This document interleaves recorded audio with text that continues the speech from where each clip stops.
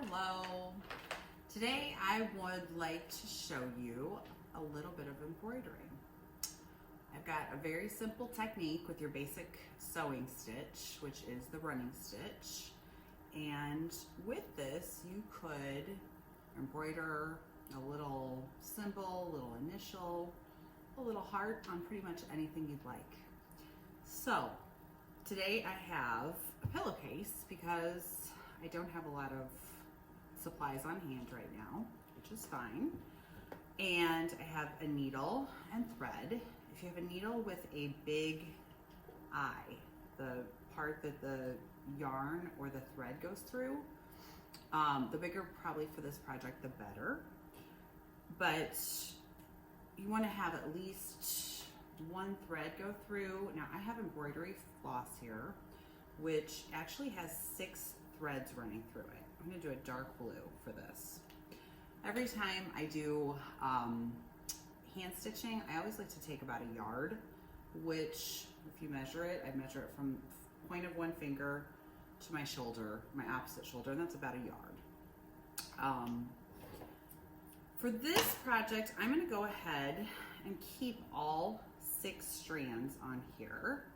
However, if you look closely at the embroidery floss, you can see that there are lots of different threads that make up embroidery floss. So if you wanted yours to be a little bit thicker, if you only had like a sewing kit or a regular piece of thread, you could double it up, and that would work. So I'm going to go ahead and I'm putting if you have trouble twisting it, getting it through the hole in the needle is a good tip.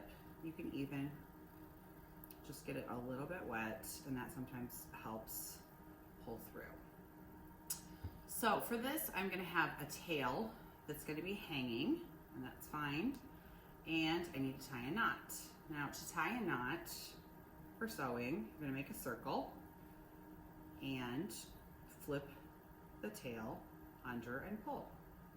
A lot of times a double knot for sewing would be good, but this is pretty thick, so it should be fine.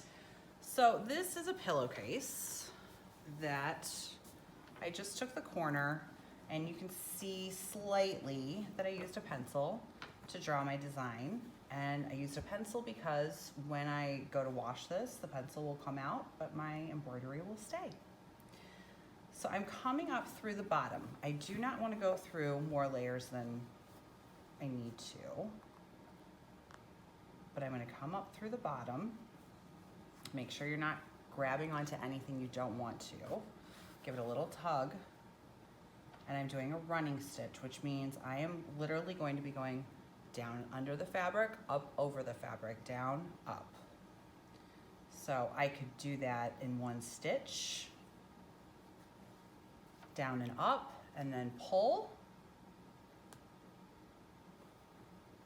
It's a little bit tricky because this needle is pretty large for this fabric, but that's okay. And I would go ahead and continue that all the way around the shape that I am trying to sew. If you would like a solid line, you can see my line here is dotted like a running stitch. Easy way to do that is just go and fill in the gaps by doing another running stitch with the opposite spaces filled in. So, just depending on what needle and thread you've got, this really only takes a couple minutes. And I have to say I have orders from my family for some little specialized embroidery, so I'll be working on those today. So that is how it's going to go. When I get to the end, I am going to pull it down. I'm just going to show you here. Pull it down to the back side of my fabric because I don't want my knots to show. There's my knot from before, and that's fine. I would pull it back. I would do my loop and pull it through, and I would keep it as close to the fabric as I could. That way I know it'll be nice and secure. And maybe a double knot would be a good idea for that. Just a little personalization, kind of fun to make. Have fun with it.